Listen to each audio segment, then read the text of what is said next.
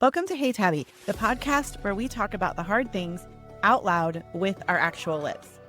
We'll cover all kinds of topics across the mental health spectrum, including how it intersects with the Christian faith. Nothing is off limits here, and we are not take two verses and call me in the morning. I'm Tabitha Westbrook, and I'm a licensed trauma therapist, but I'm not your trauma therapist. I'm an expert in domestic abuse and coercive control, and how complex trauma impacts our health and well-being. Our focus here is knowledge and healing. Trauma doesn't have to eat your lunch forever. There is hope. Now, let's get going. Welcome to this week's episode of Hey Tabi. I am super excited. This has been a long time coming, and I am glad that we are finally here. I am going to chat today with Sam Jolman, and Sam wrote one of my favorite books of 2024, and we are definitely going to talk about that. But let me tell you who he is. He is a licensed professional counselor and trauma therapist with over 20 years of experience, specializing in men's issues and sexual trauma recovery. Being a therapist has given him a front row seat to hear hundreds of men and women share their stories. His writing flows out of this unique opportunity to help people know and heal their stories and find greater sexual wholeness and aliveness.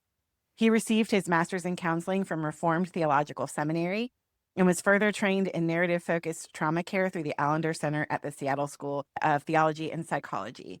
And y'all know we love some narrative-focused trauma care up in here. Sam lives in Colorado with his wife and 3 sons, and together they enjoy exploring the best camping spots in Colorado in a pop-up camper. Sam goes to therapy, loves fly fishing, and can often be found trying to catch his breath on the floor of his local CrossFit gym. I could not do that. We're going to read more about Sam at his website, on his Substack, and in various places, but all of his links will be in the description. Sam, welcome. Tabi, it is so good to be here. It has been a long time coming, and I'm equally honored to be here because I am a chapter into your book. And oh my goodness, as we talked beforehand, I'm loving it. It has such gravitas, such a deep dive, and I'm already feeling invited, challenged, cared for in chapter 1. I'm equally honored to meet you. This has been a long time coming because we also share a writing coach. We do. This helped us birth books, which has been super meaningful. Yes. Absolutely. Shout out to our friend Ruth. She is incredible. I love her so much. She's incredible. I want to hear about how this book came about for you. And one of the things I love the most about it is its invitational nature. You tell stories so well, and it is so gentle, yet also unapologetic in beautiful ways. So tell me, how did we get here? Yeah. Well,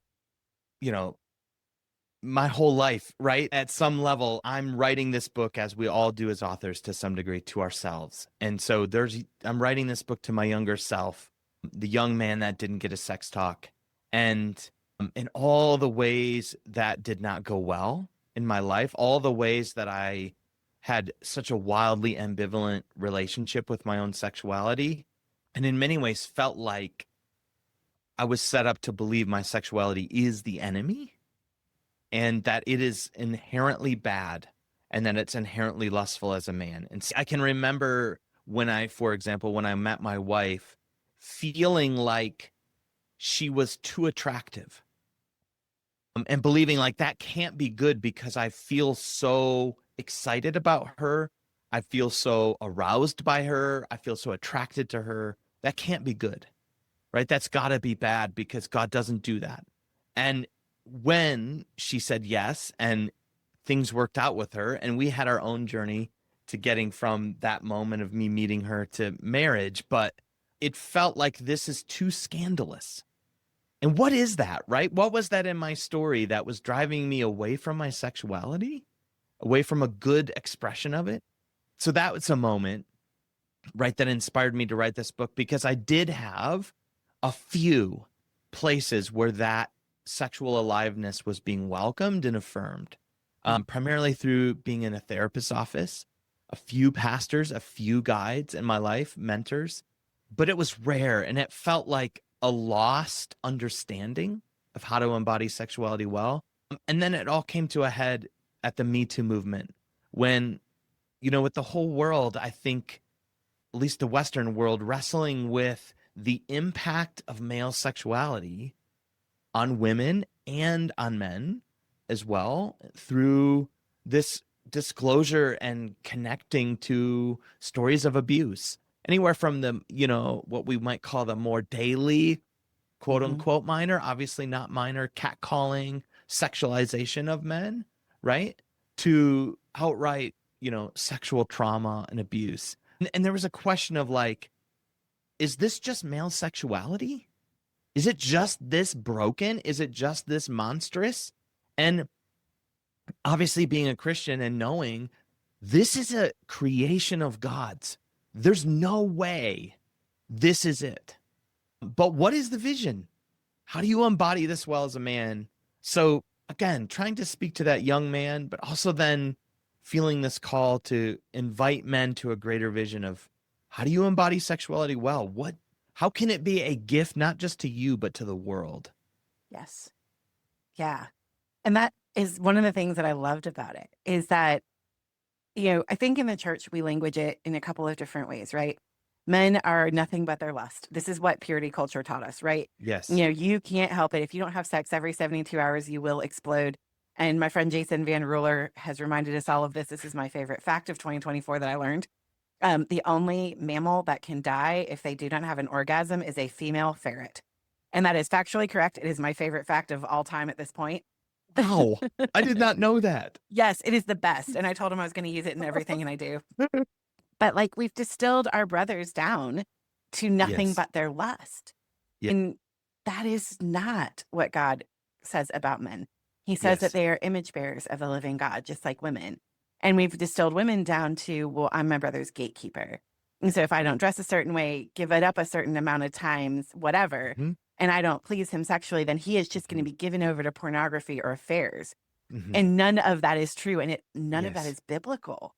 Yes. And it has harmed us both so much. Yes. Yes. Right. In other words, to accept that you're an animal as a man, right? That's all you are, is just an animal. And it's every man's battle, and you'll just barely be able to fight lust your whole life, if you can even do that. And like you said, right, you need your daily or 72-hour vitamin called sex, and that a woman has to give it to you. In other words, that it's not even mutual, right? That it's something you have a right to even. It's awful. It's a horrible story for men and women. It I would is. And agree. it makes us opposed to each other. It makes us afraid of each other. And it harms the Yes. brother-sister relationship in the body of Christ too, which is ridiculous because, I actually was leading a group last night and we were talking about male-female friendships together.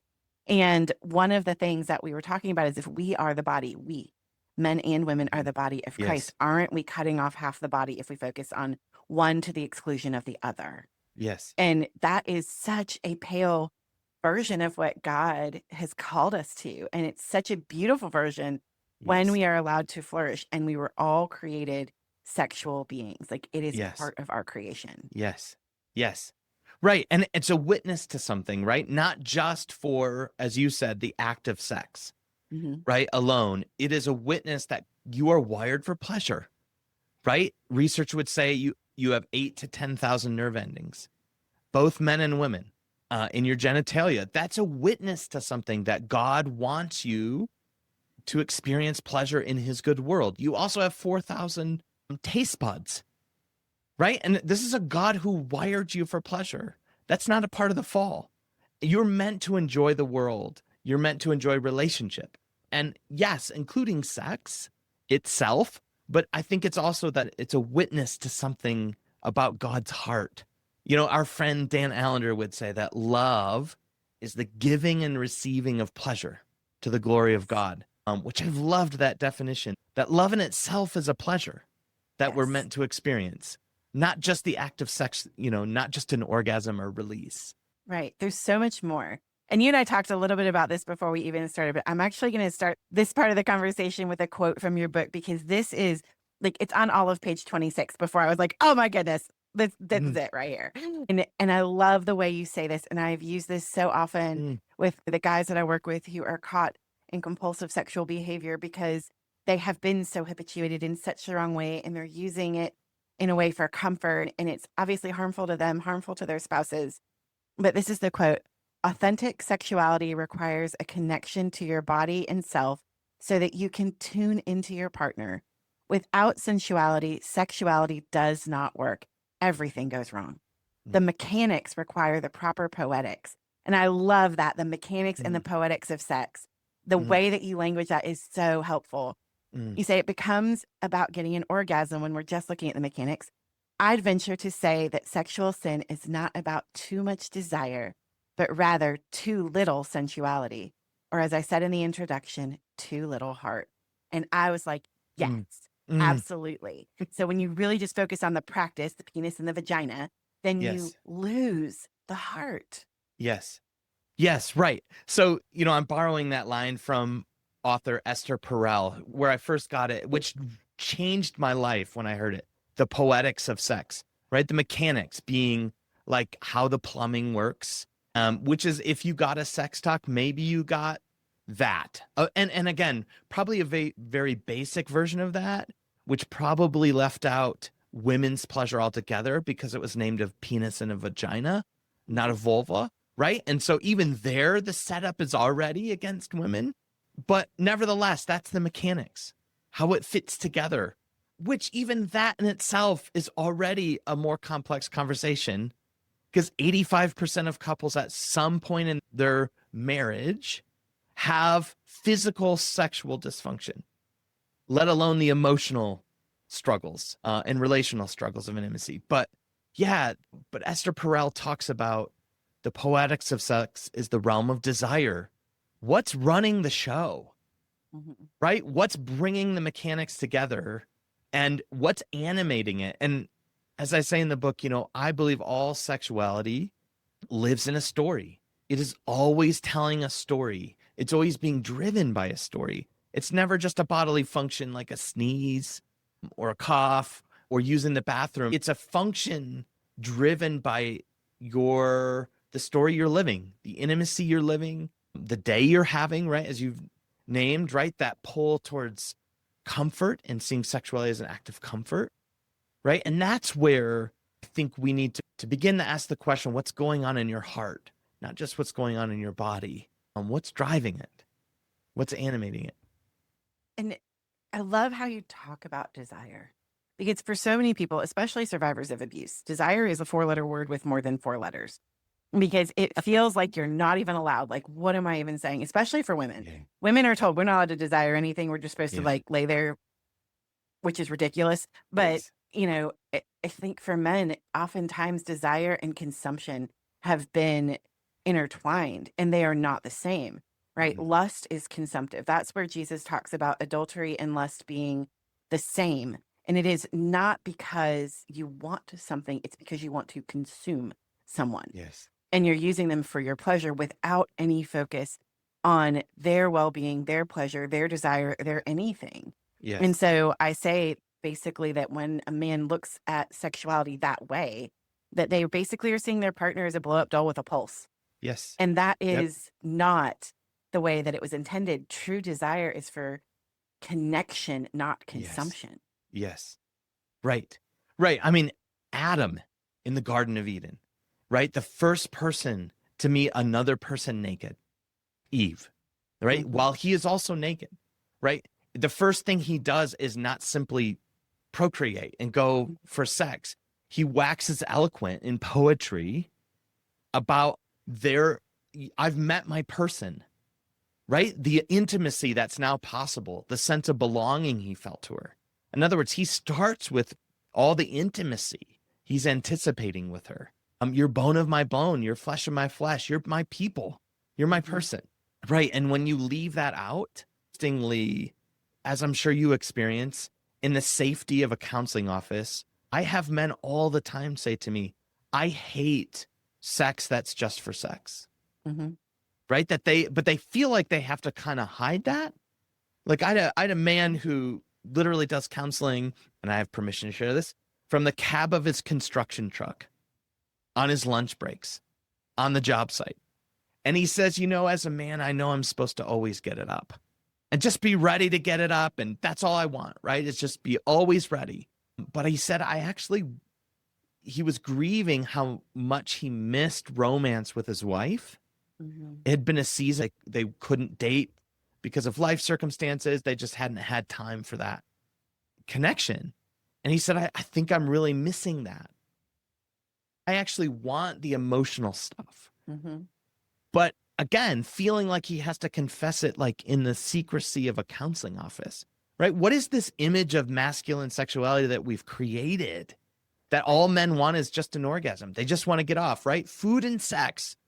Just give them food Right. and sex, and that's all they want. It's so minimizing. It's so Yes. minimizing, both to men and to women, obviously. Yes. And it doesn't represent the good brothers that I know at all. Yes. The only men I have ever seen who have said, I just want what I want, are destructive men, the abusers of the world, the Yes. coercive controllers of the world. Well And they said. do not see their partners as humans. Honestly, they do not see them as Yes. image bearers of God. They see them as an object to serve them. And that's a whole other mentality that Yes. is a problem. But most men, the ones who are not coercively controlling abusers, they are wanting that connection, but they've never been given the words and the language Yeah. and the invitation to be there.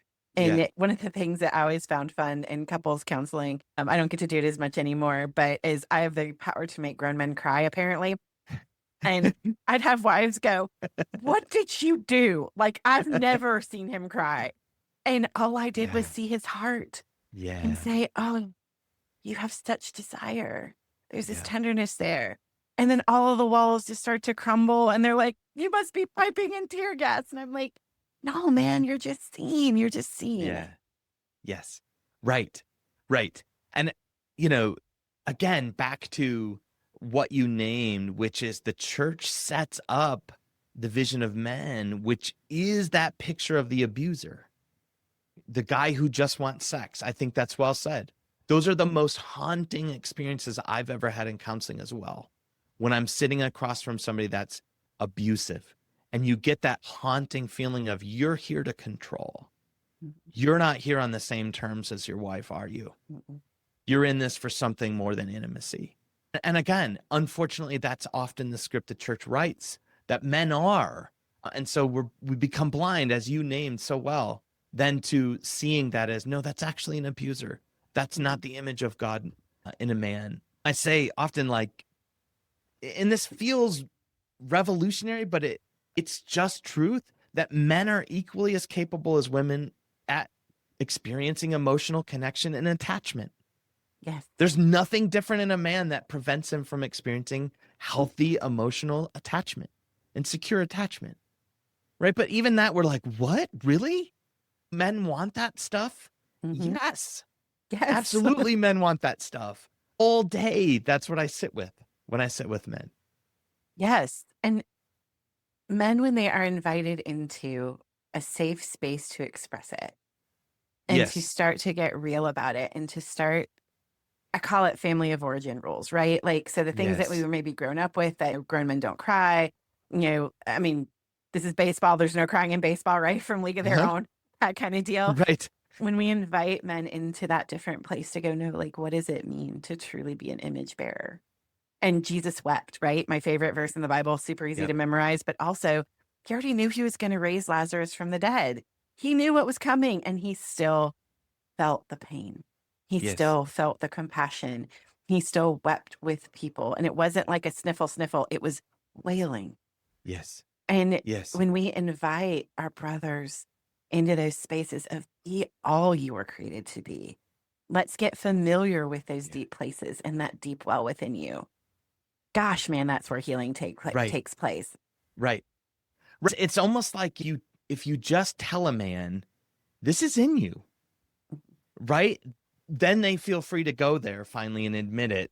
My publisher, my editor was hesitant at first with my use of the language of lover, right? My first chapter is You Are a Lover. And I came out of the gate hoping, to get punchy with, we're going to go here. And my publisher was like, oh man, my editor especially, like, I hope men connect to that. Are men going to connect to that? And ultimately they agreed and said, let's go for it. And he said, I think they will. But we had that conversation and it's been amazing, a year in now to the book being launched, how deeply men connect to that word. It's Mhm. been a gift to me to notice, like, oh, you get it, right? It's in you. It just Mhm. has to be called out of you and initiated. And I talk, in that first chapter about how I felt God initiated the lover in me, or a couple scenes of that. But Mhm. right, it's almost like if you just tell men you're fully capable of this. This is God's image in you. Then they feel empowered to go there more. But if you Yeah. tell them, no, you're just a lustful animal, all you really want is the sexual release, the romance is for the women. What a dumb thing. How did we get there? Right? I mean, Right. we have like Song of Songs, which is erotic love poetry, Yes. which is all about romance. And both the man and the woman are writing it to each Yes. other, And they're right? Like, both desirous. They're both right, talking about desire. They are both together and they're boundaried, right? At one point she says no and he leaves. And she's like, right, oh, and I think like the Song of Songs has been one of the worst books taught ever because it's always used for premarital counseling. And it's like, so your wedding night's going to be this. And I'm like, oh, for the love. First of all, right, I'd like you to talk about what the marriage is going to be like and how do we have a conversation? And there's a lot more to it. But right. how do we have real intimacy? And I think it was Sue Johnson who created emotionally focused couples therapy that said it this way: intimacy means into me you see. Mm, And everybody mm. needs to be seen, both men and women. Yes. Yes. That word in Genesis of Adam and Eve, Adam knew Eve, Hmm. right? Seeing sex as a knowing, Yeah. right? And I know Sheila Gregoire has pointed this out, that same word is used in Psalm 139, right? Where David is talking about, you searched me and you know me. You know when I sit and when I rise, you perceive my Hmm. thoughts from afar, right? And you can almost hear that as like lovers saying, you could finish my sentences, right? Yes. You know what I love and what I don't like. Hmm. You know my deepest hurts, right? That's the kind of intimacy that's intended. I love that language from Yeah, Sue Johnson. absolutely. And, as you were talking about that, it reminded me of the love maps from the Gottmans, right? Mm, This is your baseline of knowing your partner. What makes them them? And Diane Langberg talks about that. Like, when she's training counselors, like the mhm. first thing you're supposed to do is who is this person in front of me? What makes them them? Right. Yeah. And that should be the first thing in marriage because that Yes. matters. And Yes. so we're teaching people go have this raucous wedding night and having these ridiculous bachelorette parties. Some of the bridal showers I've been to in the evangelical church are suspect because it's like, here's a lingerie party. And it's like, this is not, no, ew. It's Yeah. like you're distilling down the entire marriage to the wedding night, which often doesn't live up to Right. what people expect anyway, because especially if you did wait till marriage, you don't know what you're doing. No Right. one knows what they're doing. And if Right. it's your second marriage, you still don't know what you're doing because you don't know this person. Right. And so, leaning in and going, what do I like? And we are not teaching that. We Yep. are not teaching what is comfortable for you. And that comes out of intimacy and Mhm. knowing your partner, just knowing them in general outside of intercourse and Mhm. sexual contact, but then also knowing them in terms of how can we have these conversations about what's okay and what's not okay here. Yep. And if there's been sexual harm, and in this day and age, 1 in 6 men and 1 in 4 women Yep. have been sexually harmed in some way. And that's Yep. probably low on the Yep. statistic. Right. How are we entering in together to say, let me be tender with you? Let me know you so that we can come together well. Right. Right. I love that what you're saying there. In other words, to know each other's stories in a Mhm. way that would say, I know your triggers, or I can at least Mhm. anticipate what experiences might be tender for you. And to be able to have, the possibility that we can always stop, right? Yes. Sex can always be stopped, the play of Hmm. sex, to address what's happening in your body that might be painful, right? Or whether we stop altogether or we Hmm. pause, but right where there's that tenderness to say, bringing you along with me is the point. It's Yes. not to get to some physical release, which Alexandra Katahakis, I think I'm saying that right. Yep. Alex Her, Katahakis. Yep. okay, who says, sex for some men becomes a kind of almost autoerotic thing. It's not even partnered, Yeah. right? It's not even dyadic. It's just simply as you named, you're a blow up doll that's going to get me off. And again, it's so degrading to women. It is so degrading to men as well. Yes, Say that's all absolutely. you are. Yep. Rather than actually, you're a really good lover who can read and attune to your partner, and you'll be able to stop and address her pain, right? Or your own. Yes. Or your own, because men have pain too. Yes. Right. I tell some of this story in the book that I did not know that I had a story of sexual harm when I went into marriage.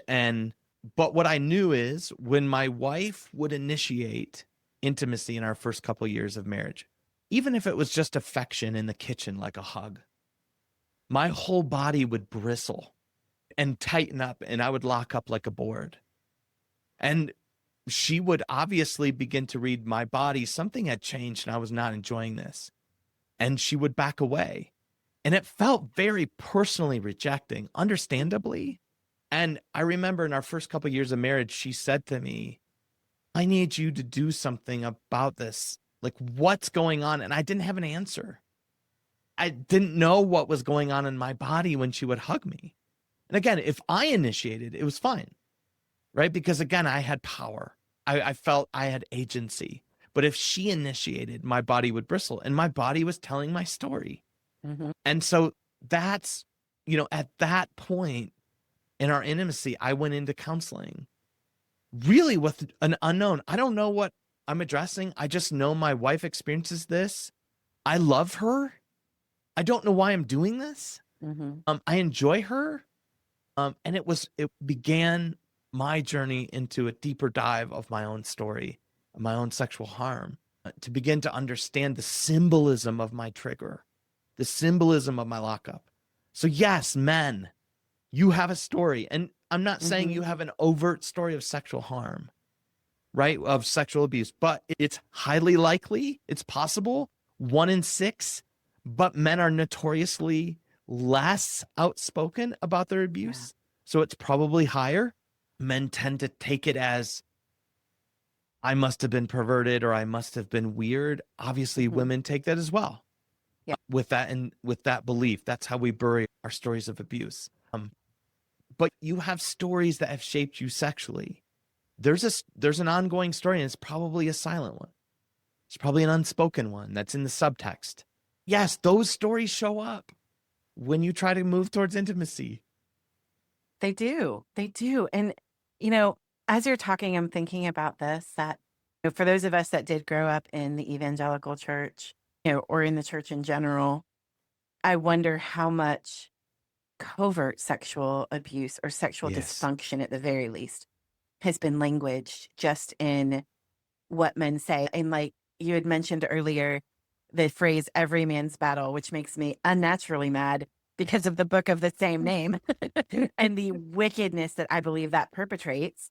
Mm-hmm. And just looking at that and telling men, well, you're going to struggle with lust and struggle with porn and that sort of thing, when that is not, in fact, actually true. Mm-hmm. And how many guys have been sexually abused through someone showing them pornography, Yes. or something similar, or having it languaged, or having a youth pastor that was talking about it, or that made sexually suggestive comments. I mean, we have pastors that get up whose sermons are on the internet talking about their smoking hot wife. That is not about her personhood. That is about her body and what they can get from it. And so I wonder how much, if I'm being just really brutally honest, the church has perpetuated sexual harm. Right. Yep. And I love the church. Don't get me wrong. Like, I love Jesus. I love the church. I think that it is a beautiful place, but I do think that we have to recognize spaces of brokenness. Mm-hmm. Right. And there's something about the minimizing as well of, as you named, like, how we just say, well, it's just lust. We tend to put it in these categories that are often spiritually bypassing of it, to say, well, he struggles with lust, or that pastor stumbled, or right. Whether it's even in the teaching or just in how we script when harm does happen, right? As we don't use the language of trauma and abuse. We'll say it was sin, or it was even, he struggles with lust. But we don't understand even there that lust is primarily about power. Yes. And so again, we think of it as it's just an overabundance of sexual urge that sort of spilled over, right? Like, and how could you blame him, right? The cup's full. It just spills over the side sometimes. right? And rather than seeing it as a very intentional act of grasping at power, of Yep. ego stroking, right? Hmm. That's what lust is. It is not primarily about sexual release. It is at that, but more in the name of the ego Hmm. and the ego's pride. So again, yes, we don't look darkness in the face. And we should be the bravest ones, as our friend Dan Allender says. Absolutely. And I think about some of the things that Dan has in Healing the Wounded Heart, which is one of my favorite books for sexual harm of all time. Yes. And even in that, because of the time period when he wrote it, even the 20-year update, that he speaks mainly to women's harm in a lot of ways. And there is a lot of harm for women. Mm-hmm. But as we're thinking about this, I'm like, well, how many men were invited into pornography and sexual Right. dysfunction by their own fathers, Mm-hmm. by uncles? Oh, hey, watch Mm-hmm. this with me. This is what we do. While you have a beer when you're 13 or whatever. And that is such a form of harm. Yes. Oh, Right. and Right. it's breaking my heart right now. Yes. Yes. Most men hold that as their shame. Well, I looked at porn, but they don't ever stop to wrestle with the setup.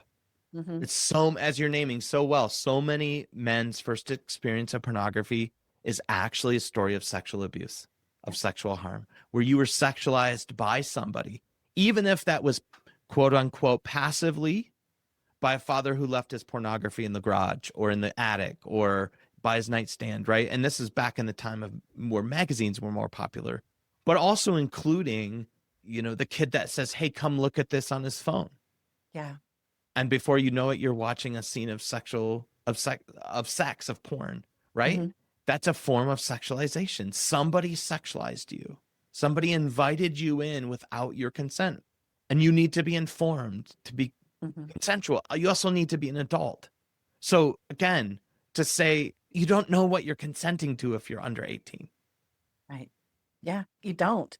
You can't. Your Mm-hmm. prefrontal cortex is not wired together. You cannot. Yes. Right. Right. Yeah. Yes. Yeah. And again, I would say, to men that hold, so many men I talk with hold that story as I was perverted.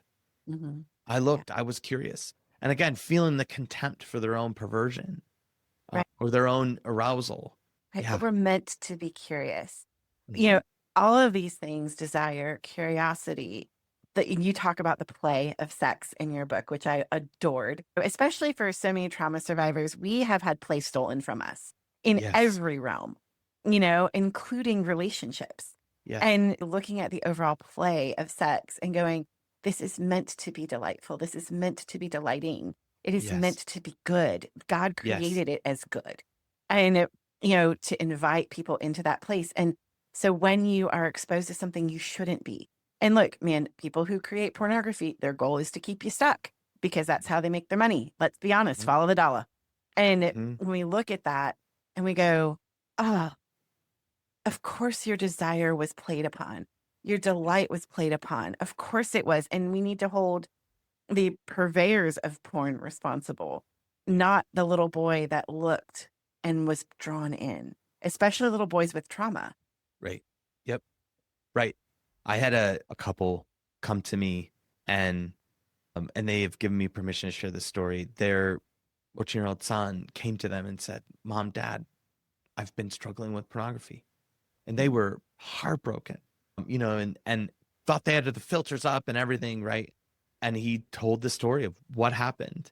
And he had been at school and he'd listened to some of his friends talking about girls they were interested in, and he realized he didn't know how to kiss a girl, right? Which purely innocent. What a Yes. beautifully innocent curiosity. How do you kiss a girl? And so he went to Google, typed it in.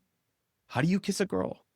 And again, because as you've named well, pornographers are looking for their next customer, right? And if they can get a lifetime customer, even better. And pornography showed up in the search results. And he stumbled down that dark path and he felt too ashamed to bring it up for a while because it felt like it was his fault. Yeah. But what could be more innocent than a question, how to kiss a girl? Right. Which is such a reasonable question for a teenage boy. Right. Like, girls have these questions too. We don't talk about them as much. We all need to be talking about this stuff because Right. And as a parent myself, and you're a parent, like, it can be awkward to talk about things with your kids, Hmm. and they feel awkward. Everybody's awkward together. But Yep. when we are languaging these things and also delighting in the desire that God created for them, of course you're going to feel this way. Of Yep. course you're going to desire, first of all, intimacy in general. You're going to desire to be known and loved. You're going to desire physical contact. You're going to desire pleasure. Those are beautiful things. We want to Right. keep them in the right guardrails, of course. Yep. But what if we celebrated that that desire was there? Right. Right. Right. And blessed the lover, Yes. right? Blessed the lover and that young man, that 14-year-old, and his curiosity and desire to kiss well. Yes. Right? That's a sex talk right there. It is. Conversation. Yeah. Yes. And such a beautiful one. One Yes. of the things that I talked about in my book was the healthy, non-sexual intimacy in relationships with the opposite sex. Again, a place the church has not gone as well as they would have hoped, right? Or at least as I Mhm. would have hoped. But how do we begin as friends understanding intimacy with the opposite sex in non-sexual ways Yes. that, eventually then lead into that, so that we have that more fulsome understanding of what it is to be connected humans. Yes. Right. Right. Yeah. Back to Sue Johnson, and particularly around men, Sue Johnson has this quote where she talks about, when a couple comes to her and the wife says, he's really into sex. Why is that? And she says something like, I would be into sex too if it was the only place other than the football field where I got touch Yep. and held. Right. And again, what you're naming is like how we're set up. Right. For a man, obviously, that's a cultural thing. Sex isn't meant to be the only place you experience touch, Right. other than the football field. Right. But like you're naming, like the ability to even receive healthy touch, hug, right? Hmm. Affection, right? Yeah. Sometimes that's the only way men know how to ask for that. And I'm not saying this is an excuse, right? Because they need to grow in this, is Yeah. by saying, I want sex. Yeah. And often then when I ask men, well, what do you love about it? Right? They'll say things Mhm. like, I love feeling desired. Yeah. I love feeling wanted. It's one of the only places I feel wanted. It's one of the only places I can feel like I can get touch and comfort. Yeah. And so the question becomes, what if you could take those, again, that's awesome. You want those in sex, Hmm. right? Those are good places for it. But what if you could take that into other contexts? What if you could own you want, to be pursued? Maybe you need to talk about something. Maybe you just Yeah. need to emotionally connect. Yes. Yes, absolutely. Yeah, I think about Kurt Thompson's quote, we all come into the world looking for someone looking for us. Yeah. I don't think that ends. Like, Yes. ultimately, we find that in Jesus, of course, but that's also not the only answer, right? Like, that is an Right. answer. It is a wonderful answer. There are those of us who are single who that is where we are going to get that right now in lots of Right. ways. It's that depth, but also he created us in community for community. Yes. And that is such an important thing. Yes. And so we should be getting touch. I know you know Lori Wilbert. Is it Yeah. Wilbert Ferguson Wilbert? Anyway, Ferguson Handle with Wilbert. Care. Love her Uh-huh. book. He, talks about what if we all understood the need for touch in the church and that desperation for that. Because, Mhm. I think about as a single woman, the good friends that touch me when I go to church. And sometimes that's the only physical contact I get, but there are friends that look for me to hug me. And that's beautiful. There's Right. nothing at all sexual about it, but it's Right. deeply connecting. Right. And what a gift we give to each other when we are seen. Yes. Yes. Yes. I can remember when I was single and I was on this camping trip with this, like, we were doing like a camping trip slash like therapy dive experience. And I can remember it was men and women on this camping trip, and we were sitting around the fire, and I was processing something really painful. And I mean, it changed my life. Yeah, but I remember one of the women reached her hand over and just started rubbing my back. And I mean, it was like, what? It felt so safe and so Mm-hmm. good. And it was so not sexual. It was simply an offer of comfort in my pain. Yeah. Yeah. Oh, the body's need for that, and how that can speak love. Um, Yes. yeah, Yes. One of my friends calls it skin hunger. We all have yeah, it, you know, yes, and I think we've distilled it down through some books and things like that too. Oh, you want, you know, acts of service or physical touch. And it's like, no, no, no, we need all of those things. You know, we may have yeah, preferences for maybe something over another thing, but we need them all. hmm, And we are desperate for each other in relationship. And when we're in an intimate relationship, I think that that's an even more important, you know, factor. It's not the yes, Jerry Maguire, you complete me. I do not need someone to complete me, but I right, do need someone to connect to me. right, right. Yeah, well said. Yeah, yeah. And again, I'm leaning a little bit here into Sue Johnson, but I know Sue Johnson mentions something like everyone has touch hunger. Hmm. She marks that, little boys are held less Yep. as infants than girls are. In other words, there's an inherent kind of touch deprivation Hmm. that men go through, possibly. Again, I'm not saying man for man, but in general. So, especially as a man, obviously that's my audience in my book. The importance of learning to find places and learning to know how to ask for touch. Yes. Because sometimes what's being asked for in sex is just that. Yeah. I can think of a woman who I quoted in my book. And again, this was not a good thing in her life. She described to me, I always knew what kind of day my husband had based on how he had sex with me that night. Mm. And she said, sometimes I could tell he had a bad day because I was the thing he needed to conquer at the end of Mm. his day. And she said it was awful. It was not intimacy. And I've reflected on her experience, which would be a form of harm, Yeah. long term for her to experience that. And I've thought to myself, what if that man could just say, hey, honey, I had a bad day. Can I talk about it? Yeah. Right. And actually got intimacy Yes. rather than being stuck in his ego or his Yes. thirst for power. Right. I've got to conquer something. What if he could just accept it's okay to have a bad day Right. and you're still lovable? Yep. Right. What a gift that could have been to his wife as well. Yes. Absolutely. I could talk to you all day about Yes. all the things. Gosh, what a beautiful, life-giving conversation. And this is one of the things, honestly, that's most important to me, even though I often work with women who have been harmed, and I do work with batterers, and I invite them into change. I invite them into accountability and change because they are missing such important things. But and there's a whole other group of men out there that I work with, that you work with, that are none of those, right? They're not batterers. They're not coercive controllers. They're men who have never been taught Yes. to really, truly walk in the fullness of who God created them to be in Yes. all their parts and ways. And Yep. so I love that your book invites us to something there, invites us into that space. And I will commend it to everyone, whether they are a man or a woman. I've given this to plenty of women. I give it to all the guys. All my guys get this as a referral. I'm like, you need to go read this. We're going to talk about it.